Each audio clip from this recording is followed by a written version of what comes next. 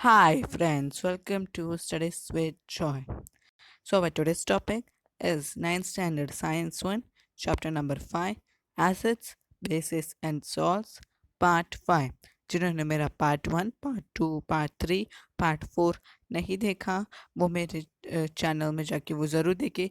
किनवा मैं अपने डिस्क्रिप्शन में उनके लिंक्स प्रोवाइड करूँगा, सो उसे ज़रूर देखिए और उससे पहले देखने के बाद ही पार्ट 5 देखिए ताकि उन्हें समझ में अच्छे से आए। और जिन्होंने वो देखा और ये पार्ट 5 देख रहे हैं, सो ये वीडियो बहुत ही इंटरेस्टिंग होने वाला है और लोग बहुत ही नया कॉन्सेप्ट सीखने वाले हैं।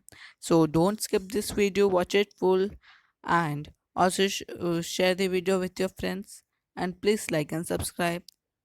तो चलिए शुरू करते हैं आज के टॉपिक से। हम लोग ज़रा याद कर लेते हैं हमने क्या क्या पढ़ लिया है। हमने देख लिया था आर्हेनियस की थियरी अबाउट एसिड्स और बेसिस के बारे में। फिर हमने देखा था कंसंट्रेशन, पीएच और यूनिवर्सल इंडिकेटर्स के बारे में। और भी हमने देखा था कि रिएक्शंस कितने सारे होते हैं, बहुत सारे देखे थे। उसके बाद हमने देखा था पार्ट 4 में कि आयंस इलेक्ट्रिसिटी भी कंडक्ट करते हैं। आयंस के पास इलेक्ट्रिकल कंडक्टिविटी होती है। सो आयोनिक कंपाउंड्स की और उनकी इलेक्ट्रिक कंडक्टिविटी कैसे होती थी। हम लोग किसी आयोनिक कंपाउंड का डिसोसिएशन करते थे तो फिर वो जो आयंस जो सेपरेट होते हैं उन्हें चार्ज मिल जाता था। और उसके बाद हम लोग एनोड और कैथोड यानी दो इलेक्ट्रोड्स होते हैं, एक होता है एनोड, दूसरा होता है कैथोड। इन दोनों के इस्तेमाल से एक सर्किट को ज्वाइंट करने के बाद हम लोग इलेक्ट्रिसिटी कंडक्ट कर सकते थे आयंस की मदद से। हमने किया भी था। हमने एक सोडियम क्लोराइड का सोल्यूशन लिया था, उसमें एक कैथोड और एक एनोड डाला था। अब मैं आपको रिमेंबर करवा देता हूँ कि कैथोड क्या होता है। कैथोड नेगेटिव टर्मिनल से अटैच्ड होता है और एनोड पॉजिटिव टर्मिनल से। ऐसा क्यों? आप सोचोगे कैटायंस मतलब पॉजिटिवली चार्ज हैं तो पॉजिटिव टर्मिनल से होना चाहिए था, और एनायंस मतलब नेगेटिव चार्ज तो वो नेगेटिव टर्मिनल से होना चाहिए था। लेकिन ऐसा नहीं है। ऐसा क्यों है? क्योंकि जो कैथोड की तरफ ना वो नेगेटिव टर्मिनल से कनेक्टेड होता है ना कैथोड, तो उसकी तरफ पॉजिटिव आयंस अट्रैक्ट होते हैं और वो कैथोड से फ्लो करते हैं। और एनोड पॉजिटिव टर्मिनल से कनेक्टेड होते हैं तो उसकी तरफ नेगेटिव आयंस अट्रैक्ट होते हैं और वो एनोड से फ्लो करते हैं। इसीलिए उन्हें कैथोड और एनोड अलग से बोला जाता है। और वो हम लोग देख लेते हैं कुछ और थिंग्स। अब आगे हम देखेंगे इलेक्ट्रोलाइसिस। चलिए देख लेते हैं इलेक्ट्रोलाइसिस क्या होता है। अब पहले हमने एक एक्टिविटी ले ली है, अब देखते हैं ये एक्टिविटी हमने क्या क्या किया है। हमने एक सोल्यूशन लिया है 1 ग्राम कॉपर सल्फेट का और उसे 50 ml वाटर में डाल दिया है। उस वो जो बीकर में हमने 50 ml वाटर लिया था, उसमें एक 1 ग्राम कॉपर सल्फेट को डाला है, मिक्स किया है। और उस बीकर की कैपेसिटी है 100 ml। और एक थिक प्लेट, कॉपर की एक थिक प्लेट को एस एनोड की तरह यूज़ किया गया है और कार्बन रॉड को कैथोड की तरह यूज़ किया है हमने। सो अब हम देखा कि ये जो एक्टिविटी हमने की है इसमें हमने इलेक्ट्रॉन्स फ्लो करेंगे और इसमें कॉपर सल्फेट के आपको आयंस भी दिख रहे होंगे। कॉपर सल्फेट अट्रैक्ट हो रहे हैं और कॉपर एक तरफ है, सल्फेट एक तरफ है और फ्लो भी हो रहा है। सो कैसे हो रहा है, चलिए उसके बारे में जानते हैं। So in the above activity, copper appears to have deposited on the portion of the cathode immersed in the solution. जो कैथोड था उसमें कॉपर deposited था, मतलब कॉपर उसमें deposited था। और when an electric current started flowing through the circuit, the cations, that is copper ions in the solution, got attracted towards the cathode. जो copper ions cathode की तरफ अट्रैक्ट हुए क्योंकि कैथोड नेगेटिव टर्मिनल से joint था। और copper atoms are formed when electrons coming out from cathode combined with copper ions. फिर जो इलेक्ट्रॉन्स कैथोड से फ्लो करके आ रहे हैं वो कॉपर आयंस से कंबाइन करते हैं तो वो कॉपर एटम्स बनाते हैं। A deposit of the copper appeared on the cathode. एक deposit रह जाता है copper का. Even though the copper ions in the solution were used up in this manner, the color of the solution remained the same. तो जो solution था उसका color same ही रहा ये होने के बावजूद, because while electric current was on, electrons were removed from the copper atoms of the anode and sent to the battery through the electric wire. तो जब इलेक्ट्रिक करंट फ्लो करवाता है तब इलेक्ट्रॉन्स को रिमूव किया जाता है कॉपर एटम्स में, copper atoms of the anode, और उसे सेंड किया जाता है बैटरी में. ओके, तो copper ions formed in this manner enter the solution. So इस तरह से वो फ्लो करने के टाइम कॉपर आयंस फॉर्म हो जाते हैं, वो सॉल्यूशन में आ जाते हैं. In this way, decomposition of the solute in the solution took place due to the electric current. So, decomposition of the solute in the solution. So, जो solute है उसका decomposition solution में हो गया. This is called electrolysis. There are two parts in the electrolysis process. These are the cathode reaction and the anode reaction.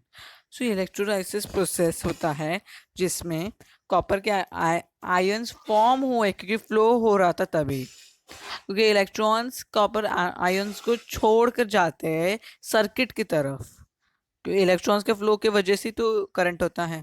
इसलिए जो copper ions form होते हैं फ्लो करने के टाइम वो सोल्यूशन में एंटर होते हैं, और इस प्रोसेस को इलेक्ट्रोलाइसिस बोलते हैं.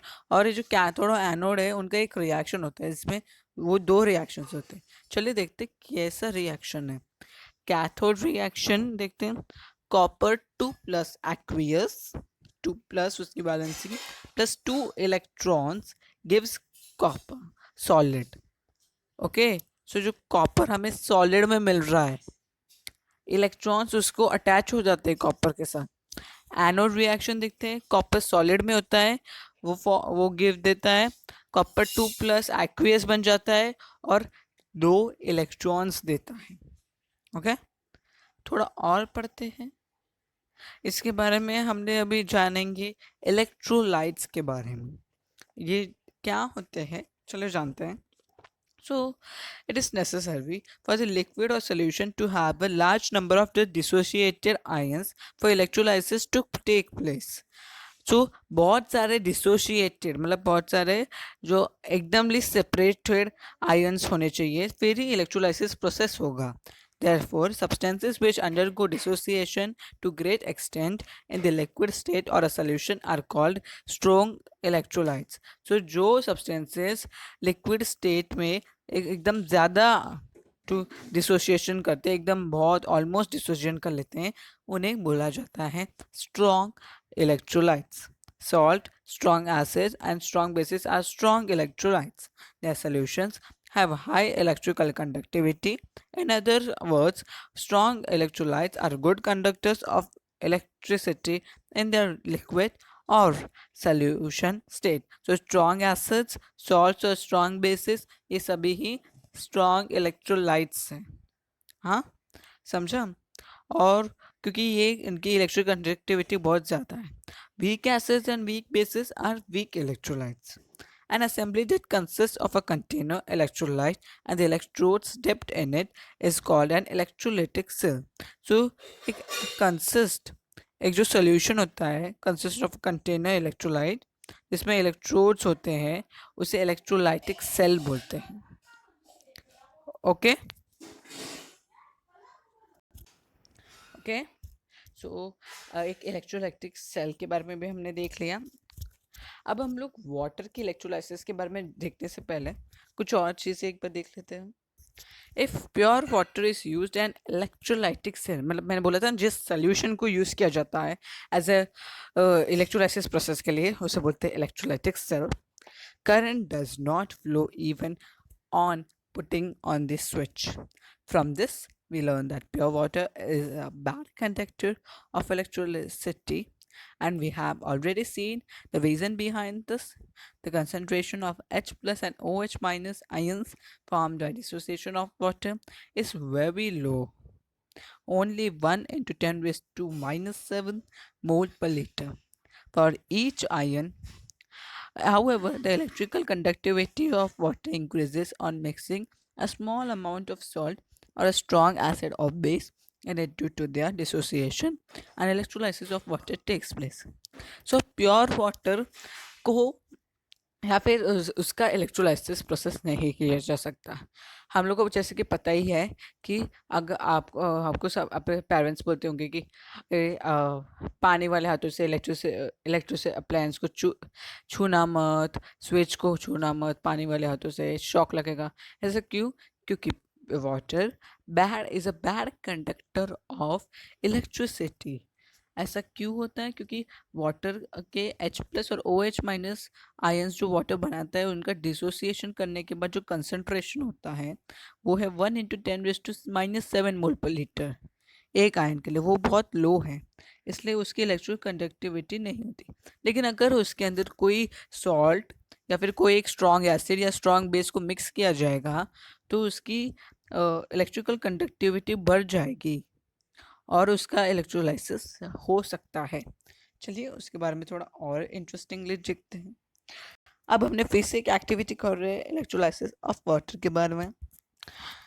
हमने क्या किया है, 2 ग्राम सॉल्ट 50 ml प्योर वाटर में डिसॉल्व कर दिया है।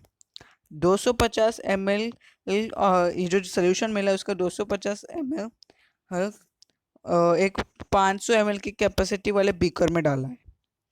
फिर हमने 2 इलेक्ट्रिकल वायर्स पॉजिटिव और नेगेटिव टर्मिनल से और पावर सप्लाई से कनेक्ट कर दी है। फिर हमने जो इंसुलेटिंग क्लैडिंग था वो से 2 centimetre portion at the other ends of the wires. These are the 2 electrodes. हम आप देख सकते हैं 2 इलेक्ट्रोड्स, लेकिन इसमें हमने उल्टी तरीके से रखा, उन्हें उल्टा रखा है बीकर्स को। हमने बाकी सब में ऐसा नहीं रखा था और इलेक्ट्रोड्स को अंदर पानी में डाल दिया हमने। आप देख सकते हो। So these are the 2 electrodes and 2 test tubes को एकदम with prepared dilute salt solution से भर दिया है और उन्हें invert them on the electrodes without allowing any air to enter. जो एयर को एंटर करने की अलाउ नहीं कर रहे, इसलिए हमने उनको उल्टा रखा है। फिर हमें electric current 6 volt potential difference का सप्लाई चालू कर दिया। अब हमने इस पर क्या देखा, चलिए देखते। So it is found in the above activity that the volume of the gas formed near the cathode is double that of the gas formed near the anode. So जो गैस फॉर्म हो रही थी हमने उल्टा रखा है ना, इसके वजह से गैस फॉर्म हो रही थी नियर द कैथोड, उसके वो डबल है जो गैस फॉर्म हुई थी एनोड के बाजू में। Scientists have shown that hydrogen gas is formed near the cathode and oxygen gas near the anode. So, water consists of hydrogen and oxygen. So, oxygen gas anode के बाजू में form हुई है और हाइड्रोजन गैस कैथोड के बाजू में। So from this it is clear that the electrolysis of water has taken place and its constituent elements have been released. So इसके जो constituent elements होते हैं वाटर के वो रिलीज हो चुके हैं और इससे हमें ये भी पता चलता है कि वो जो कैथोड के पास जो हाइड्रोजन गैस फॉर्म हुई है वो डबल है ऑक्सीजन गैस की। The concerned electrode reactions are as follows. So जो इलेक्ट्रोड के रिएक्शंस होंगे उस टाइम पे वो देखते हैं। कैथोड रिएक्शन क्या होगा, 2H2O लिक्विड, L है ना तो लिक्विड होता है वो। तो 2H2O liquid plus 2 electrons gives you H2 gas plus 2OH minus aqueous. So हम लोग वाटर का इस्तेमाल करके भी इलेक्ट्रिसिटी फ्लो कर सकते हैं और इसमें गैस फॉर्म होती है। सो 2H2O मतलब 2 हाइड्रोजन के मॉलिक्यूल्स जो लिक्विड में है उनके साथ 2 इलेक्ट्रॉन्स कंबाइन करेंगे, क्योंकि वो जब फ्लो करेंगे तब कंबाइन करते हैं, और एक हाइड्रोजन गैस फॉर्म होगी और 2 OH यानी कि हाइड्रोक्साइड एक्वियस सोल्यूशन बनेंगे। एनोड रिएक्शन क्या है, 2H2O लिक्विड फॉर्म में है वो ऑक्सीजन गैस और 4H+ एक्वियस प्लस 4 इलेक्ट्रॉन्स देगी। ओके, ऐसा क्यों, इधर से उधर फोर इलेक्ट्रॉन्स कैसे गए? क्योंकि 2H2O माइनस 4 इलेक्ट्रॉन्स यहाँ पर हो रहे थे, इसलिए हमने उसे उस साइड लेकर प्लस किया, क्योंकि कभी माइनस में नहीं रख सकते किसी रिएक्शन को बैलेंस करने के लिए। सो हमने ये देखा electrolysis of water. So with this we end this chapter acids bases and salts. So उससे पहले हम लोग ये एक एक्चुअल इमेज मैंने दिखाई है।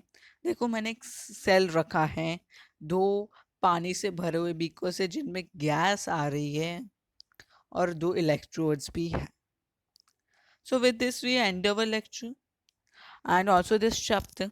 Thanks for watching. Please like and subscribe and also share the video with your friends. Okay.